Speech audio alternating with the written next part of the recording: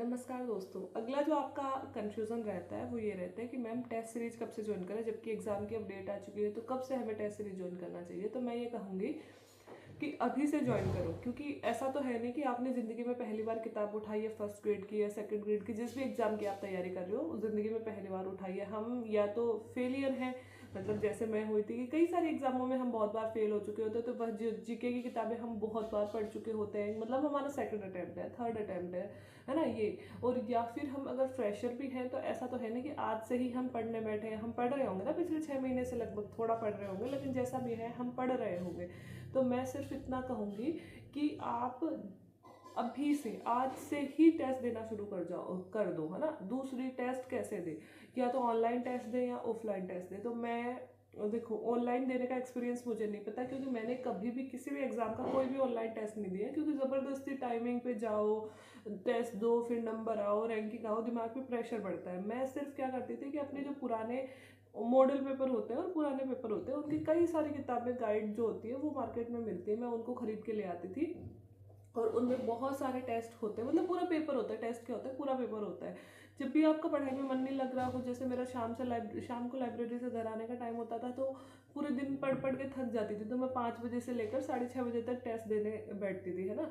तो एक दिन फर्स्ट पेपर का टेस्ट देती थी, फर्स्ट ग्रेड की बात कर लूँ, और एक दिन में सेकंड पेपर का टेस्ट देती थी, ऐसे करती थी मैं।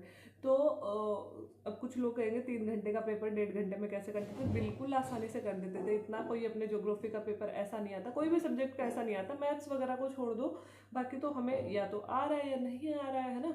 तो मैं वैसे ही टेस्ट देती थी, जैसे कि 1 2 3 4 करके मैं 100 लिख लेती थी, 100 क्वेश्चन के 100 मार्क बना लेती थी। और फिर हर एक क्वेश्चन जिसमें, जैसे इसमें इसका आंसर ए है, इसका डी है, इसका सी है, ये कर लिया मैंने, है ना। ये करके पहले जैसे 100 या 150 क्वेश्चन जो भी अपने पेपर में है वो अटेम्प्ट किए, और अटेम्प्ट करने के बाद में उनको चेक किया आंसर में जाके, राइट के राइट और सही के सही, गलत के गलत लगा के, फिर अपने नंबर जोड़े, माइनस मार्किंग करी और देखा कि मैं अभी कहाँ हूँ। इससे क्या होता है, इससे खुद को पता चलता है कि अभी हम इस जगह पे हैं भाई, अभी अपन को इतना इम्प्रूवमेंट करने की ज़रूरत है।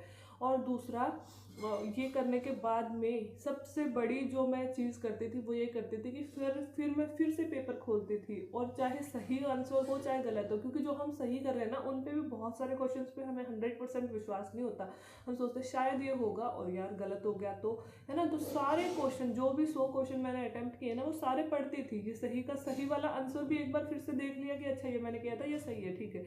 और जैसे इसमें मैंने सी किया था लेकिन आंसर बी था, तो मैं बी आंसर पढ़ लेती थी, है ना। इससे क्या होता है कि हम जब एग्जाम तक जाते हैं तो हम 30 पेपर भी दे लिए, हमने 30 सेकंड के पेपर के दे लिए, 30 फर्स्ट पेपर के दे लिए, बहुत अच्छी तैयारी हो जाती है हमारी। क्योंकि आरपीएससी की ये ना विशेषता है कि पुराने जो वो होते हैं ना, पुराने क्वेश्चंस होते हैं, वो आरपीएससी कम से कम 10 क्वेश्चन हर एक एग्जाम में पुराने आते हैं, क्योंकि यार कितने नए क्वेश्चन बनेंगे। ज्योग्राफी में बहुत सारे बेसिक क्वेश्चंस हैं जो आते ही आते हैं, है ना। बहुत सारी किताबों के नाम है, बहुत सारे राइटर्स के नाम है, बहुत सारे मॉडल्स के नाम है जो आते ही आते हैं। ऐसे ही मैं फर्स्ट ग्रेड की भी, फर्स्ट पेपर की भी बात कर रही हूँ, हर एक सब्जेक्ट की बात कर रही हूँ।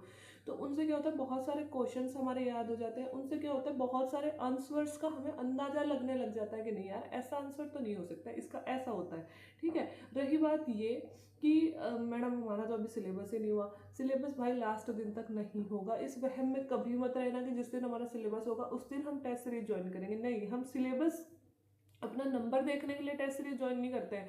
हम इसलिए करते हैं कि एग्जाम का वो डर निकल जाए, वो 100 क्वेश्चन हमें अटेम्प्ट करने आ जाए, हमें ये पता चल जाए कितने क्वेश्चन हमें अटेम्प्ट करने चाहिए, कितने नहीं करने चाहिए। हम पूरे करते हैं तो हमारी माइनस मार्किंग कितनी होती है, हम 150 में से अगर 100 ही करते हैं तो माइनस मार्किंग कितनी होती है ना। इस चीज़ का अंदाजा लग जाता है, दूसरा पेपर करने के आदी हो जाते हैं। और तीसरा, हमें ये पता होता है कि जो टॉपिक्स हमने पढ़ लिए ना उसमें से भी गलत नहीं होना चाहिए हमारा, है ना। उसमें ऐसा नहीं है उसमें से कुछ भी गलत नहीं होगा, कंप्यूटर नहीं है भाई हमारा दिमाग, ना ही हमें मेरिट लानी है, हमें सिर्फ पासिंग मार्क्स लाने हैं।